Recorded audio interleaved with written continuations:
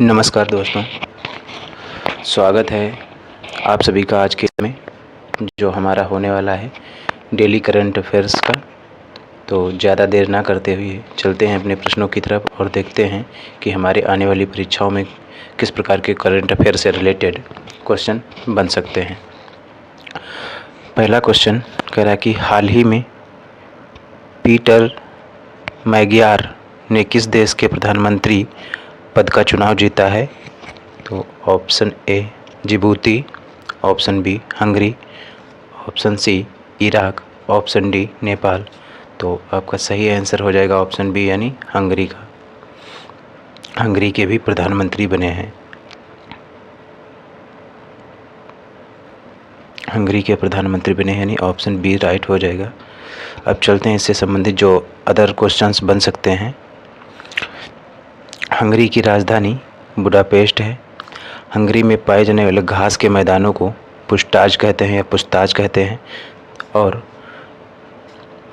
Hungary जो है वो डेन्यूब नदी के किनारे स्थित है, जिसे ग्रीन रिवर भी कहा जाता है। यानी हंगरी जो है वो डेन्यूब नदी के किनारे स्थित है। डेन्यूब नदी को ग्रीन रिवर के नाम से भी जाना जाता है। और जो ये पीटर मैगियार हैं, इन्होंने टिस्जा पार्टी की तरफ से चुनाव लड़ा और पूर्व प्रधानमंत्री विक्टर ओर्बन की पार्टी को हराया है। और अगला क्वेश्चन है क्वेश्चन नंबर 2। हाल ही में एशिया के सबसे लंबे एलिवेटेड वन्यजीव कॉरिडोर का उद्घाटन कहाँ किया गया है। तो ऑप्शन ए है राजाजी टाइगर अभयारण्य में, ऑप्शन बी कैमूर वन्यजीव अभयारण्य में, या फिर ऑप्शन सी माधव राष्ट्रीय उद्यान में, option D Ratapani tiger reserve में। तो आपका सही आंसर हो जाएगा ऑप्शन ए यानी राजाजी टाइगर अभयारण्य में। ये कहाँ है इसके बारे में भी देखेंगे। उससे पहले स्टैटिक जीके देखते हैं क्या हो सकता है कि यह जो अभयारण्य है यह 12 किलोमीटर लंबा एलिवेटेड कॉरिडोर है, जो कि दिल्ली और देहरादून एक्सप्रेसवे का हिस्सा है। एलिवेटेड जो कॉरिडोर है दिल्ली और देहरादून एक्सप्रेसवे का हिस्सा है। इस पूरे दिल्ली और देहरादून एक्सप्रेसवे की कुल लंबाई 213 किलोमीटर है, जिससे यात्रा का समय 6 घंटे से घटकर 2.5 घंटे यानी लगभग आधा 2.5 घंटे रह गया है जब ये एलिवेटेड कॉरिडोर बन जाएगा। राजाजी नेशनल पार्क जो है उत्तराखंड में स्थित है। वन्यजीवों की सुरक्षा आवागमन के लिए इस कॉरिडोर जो एलिवेटेड कॉरिडोर बना है, इसमें 370 मीटर लंबी सुरंग भी बनाई जाएगी, जो आवागमन वन्यजीवों की सुरक्षित आवागमन के लिए होगी। अगला क्वेश्चन नंबर 3। हाल ही में बिहार के पहले बीजेपी सीएम के तौर पर किसने शपथ ली है। तो आपका सही आंसर हो जाएगा ऑप्शन डी यानी सम्राट चौधरी ने। बिहार राज्य की स्थापना 22 मार्च 1912 को हुई थी और इसकी राजधानी जो है वो पटना है। पटना का पुराना नाम कुसुमपुरा या पाटलिपुत्र था। पटना का पुराना नाम कुसुमपुरा या पाटलिपुत्र था। ये आपका मोस्ट इम्पॉर्टेंट क्वेश्चन बन जाएगा कि बिहार के मुख्यमंत्री श्री कृष्ण सिंह जी थे, जो पहले मुख्यमंत्री थे जिन्हें बिहार केसरी के नाम से जाना जाता था।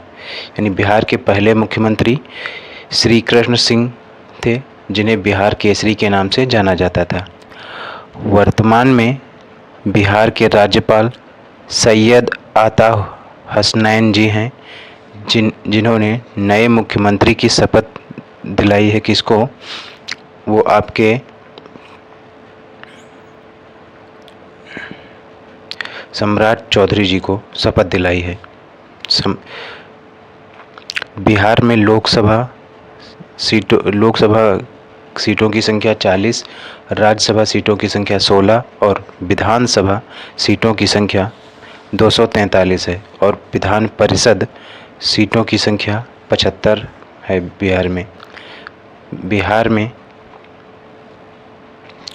बिहार में ही झिंझिया, कर्मा, धोबिया, जाट जटनी प्रमुख लोक नृत्य मनाए जाते हैं। अगला प्रश्न है, हाल ही में विस्डेन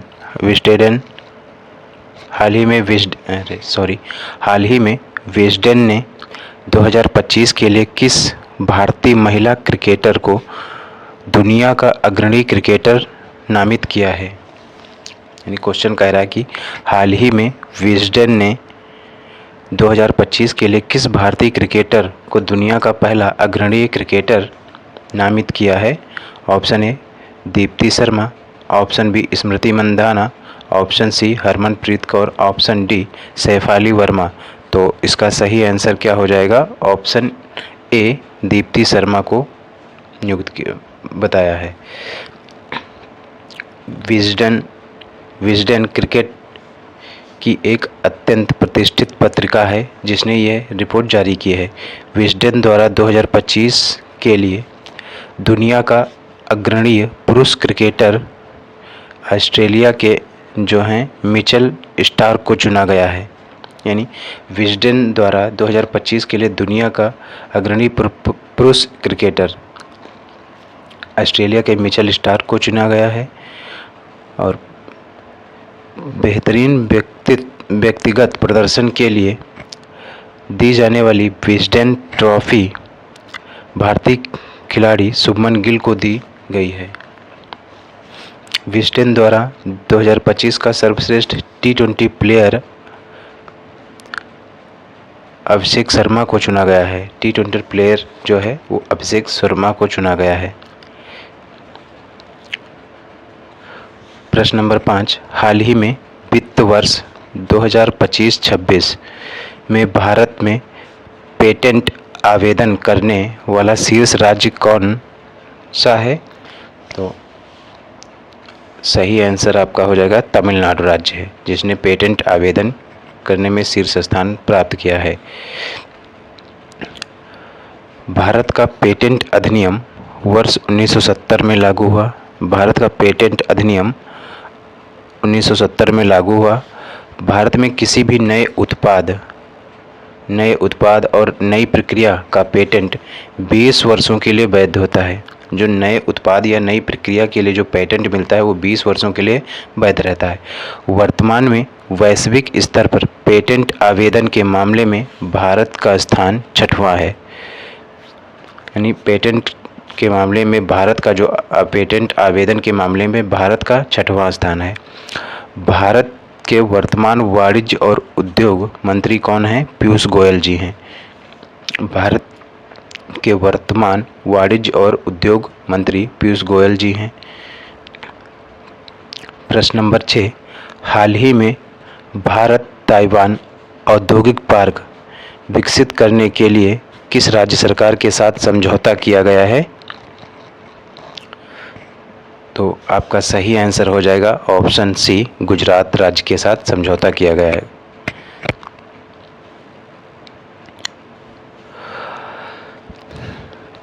यह औद्योगिक पार्क जो है वो मुख्य रूप से सेमीकंडक्टर्स और इलेक्ट्रॉनिक आइटम्स के उत्पादन को बढ़ावा देने के लिए शुरू किया गया है। इसे गुजरात के साणंद लोधेरा क्षेत्र में विकसित किया जाएगा। इस प्रोजेक्ट के लिए ताइवान की एलिगेंस कंपनी के साथ समझौता ज्ञापन पर हस्ताक्षर किए गए हैं। जो आपका ये प्रोजेक्ट है भारत ताइवान औद्योगिक पार्क जो विकसित किया जा रहा है, इसके तहत जिस प्रोजेक्ट पर साइन किए गए हैं वो किस कंपनी के, ताइवान की किस कंपनी के साथ किए गए हैं? वो है एलिगेंस कंपनी के साथ जो है वो हस्ताक्षर किए गए हैं। प्रश्न नंबर 7 कह रहा है कि हाल ही में उत्कर्ष 2029 रणनीति किसने लॉन्च की है? तो आप किसने लॉन्च की है? तो ये सही आंसर हो जाएगा ऑप्शन ए, भारतीय रिजर्व बैंक ने यानी आरबीआई ने लॉन्च की है। कौन? उत्कर्ष 2029 रणनीति जो है वो आरबीआई ने लॉन्च की है। अब देख लेते हैं आरबीआई का स्ट्रेटेजी के क्या होगा। भारतीय रिजर्व बैंक यानी आरबीआई की स्थापना 1 अप्रैल 1935 को आरबीआई अधिनियम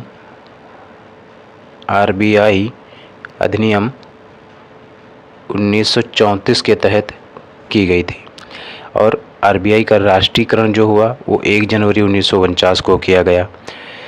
आरबीआई यह एक मध्यम अवधि की रणनीति है जो उत्कर्ष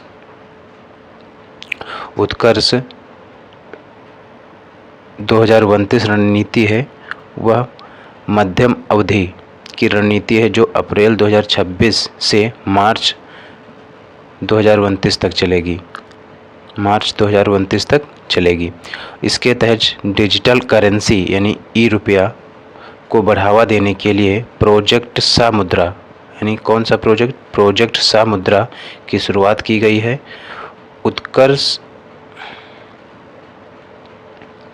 उत्कर्ष 2029 रणनीति के लिए कुल 6 प्रमुख स्तंभ हैं, जिनमें मजबूत कानून, ग्राहक केंद्र, समावेशी वित्त और प्रभावी तकनीकी आदि शामिल हैं। प्रश्न नंबर 8, हाल ही में 3 नए आईटी प्लेटफॉर्म स्कॉम्पसन और एडजेक्शन पोर्टल और सी साक किसने लॉन्च किया है? तो किसने लॉन्च किया है? सेबी ने। ऑप्शन डी सही हो जाएगा। भारतीय प्रतिभूति और विनिमय बोर्ड यानी सेबी की स्थापना 1988 में हुई थी। इसे सेबी अधिनियम 1992 के तहत वैधानिक मान्यता मिली थी। वर्तमान में सेबी के प्रमुख जो हैं वो तुहिन कांता पांडे जी हैं। वर्तमान में सेबी के प्रमुख तुहिन कांता पांडे हैं।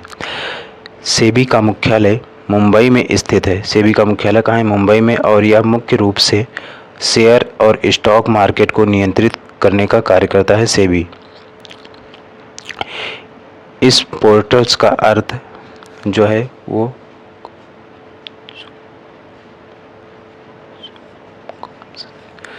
सुपकॉम्स संचार के लिए एक सार्वभौमिक प्लेटफॉर्म है। ई एडजेक्शन ई निर्णय के लिए और ई सेक जो है वो साइबर सुरक्षा से जुड़ा हुआ है।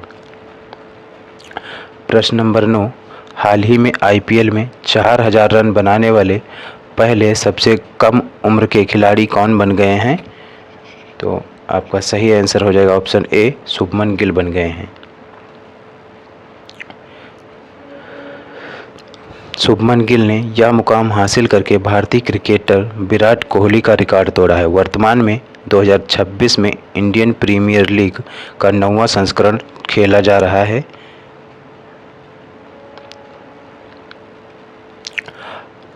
शुभमन गिल आईपीएल में गुजरात टीम की तरफ से खेलते हैं।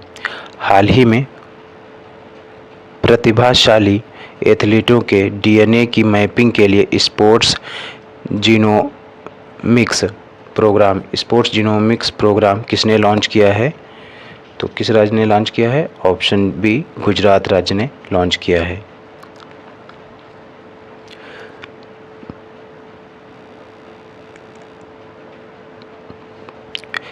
इस स्पोर्ट्स जीनोमिक्स प्रोग्राम का मुख्य उद्देश्य दूर दराज के इलाकों से टैलेंट हंट के जरिए होनहार एथलीटों की खोज करना और उनके जीनोम की सीक्वेंसिंग करके उन्हें बेहतर एथलीट बनाना इसका उद्देश्य है।